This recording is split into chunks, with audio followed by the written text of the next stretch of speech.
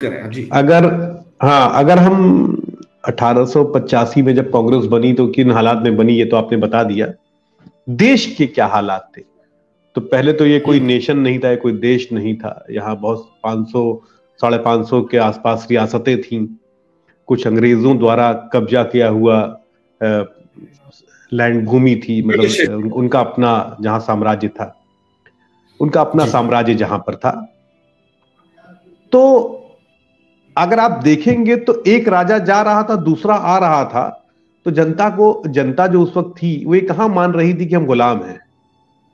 नाराजगी सिर्फ इस बात से थी कि होता ये राजा ज्यादा अच्छा था या जनता का ज्यादा ख्याल रखता था, अंग्रेज थोड़ा ज्यादा सख्त थे, वो अपने हिसाब से चीजों को लागू कर रहे थे। उसी गुस्से को वेंट आउट करने के लिए कांग्रेस का गठन किया गया। वहां से जब शुरुआत होती है तो धीरे धीरे धीरे धीरे अपने हक और मांगे जाएं, अपनी सुविधाएं और बढ़ाई जाएं।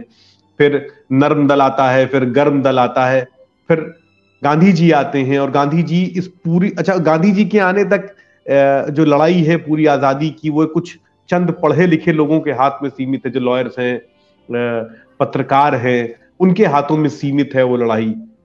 महात्मा गांधी के आने के बाद वो जो संघर्ष अंग्रेजों से चल रहा था, अभी भी वो आजादी का संघर्ष नहीं था, ज्यादा बेहतर जीवन शैली और हक मांगने की लड़ाई थी वो। तो गांधी जी के आने के बाद वो एक मास मूवमेंट में कन्वर्ट होती है। असहयोग आंदोलन, फिर दांडी मार्च, आप तमाम देखेंगे किसानों को लेकर जो चंपारण हो रहा है। तो हम पहली बार अपने हक और हकूक के लिए खड़े हो रहे हैं। और फिर धीरे धीरे धीरे धीरे हम ये समझ रहे हैं कि नहीं साहब, अब हमको कंप्लीट फ्रीडम चाहिए। जब 1930-31 के आसपास हम मांगते हैं कि पूर्ण स्वराज चाहिए, हमको अपना देश चाहिए। उस वक्त तक भी हम जब अपना देश मांग रहे हैं पंकज जी, तो वो जो देश है वो बहुत सारी रियासतों में बटा हुआ है। हम कल्चरली तो एक हो सकते हैं, मतलब ये भाई इस पूरी लगभग सनातन को मानने वाले लोग और मुसलमान जो मुगल के आने के बाद इस देश में आ रहे हैं, मतलब मैक्सिमम धर्म के लोग यहाँ रह रहे हैं।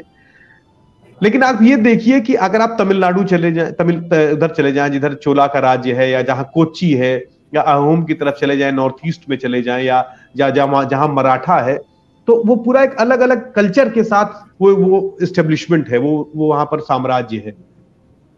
तो लेकिन हम सब लोग मिलकर अंग्रेजों को जो एक कॉमन एनिमी है उसको दूर कर देना चाहते हैं, उसको हटा देना चाहते हैं।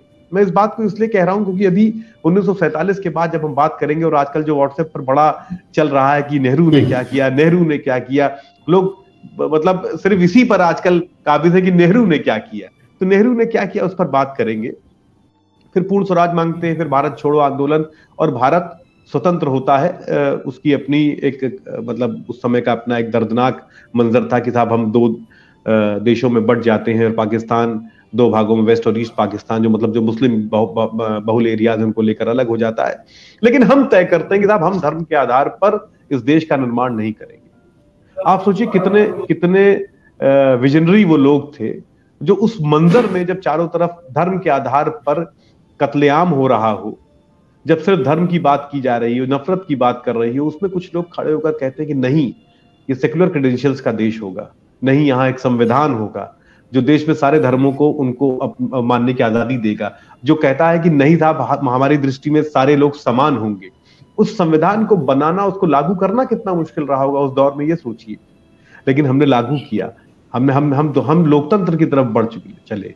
हम वेलफेयर स्टेट की कल्पना कर रहे थे उस दौर में, जब हमारी मतलब जो जीडीपी थी वो मात्र 2.7 लाख करोड़ थी। अगर आप देखेंगे हमारा जो एक्सपेंडिचर था उस दौर में, तो 200 करोड़ के आसपास का एक्सपेंडिचर हमारा था, जिसमें 47 के वॉर की वजह से लगभग 46% पैसा हमारा यानी 92 करोड़ चला गया था डिफेंस बजट पे।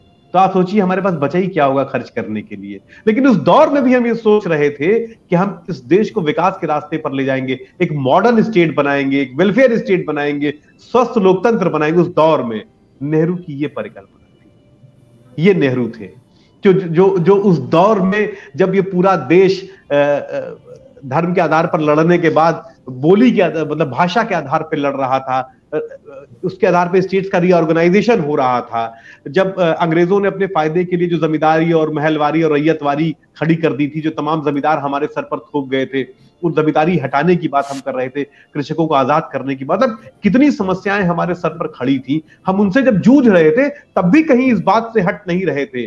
राजा थे जो हमारे सर पर खड़े थे कि साहब आपने हमारा राज छीन लिया, अगर रियासतों को मिला लिया है तो हमको तमाम सुविधाएं चाहिए। वो सर पर आपके खड़े थे, वो लड़ने को तैयार थे। उस बीच में भी नेहरू अपना विजन नहीं भूलते हैं। यानी उस बीच में जब मैं अपनी बात पूरी कर लूं, उस बीच में मैं बस नेहरू के कार्यकाल की बात अभी करूंगा, कांग्रेस ने क्या किया। जब पहला प्लान आता है, हम कहने को एग्रीकल्चरल लैंड देश थे कि हमारे यहाँ बहुतायत में कृषक हैं, लेकिन हमारे पास अपना खाने भर का अन्न हम पैदा नहीं कर पा रहे थे। तो नेहरू को समझ में आया कि अगर कृषि बेहतर नहीं होगी तो हम क्या करेंगे। उनको समझ में आया कि इस देश के विकास के लिए हमने पंचवर्षीय योजनाएं लागू करी और पहले प्लान में हमने कृषि और इरिगेशन पर फोकस किया। नेहरू को समझ में आया कि इस देश को अगर विकसित करना है तो स्टील चाहिए, इस देश को विकसित करना है तो पावर यानी इलेक्ट्रिसिटी चाहिए, इंडस्ट्रीज चाहिए।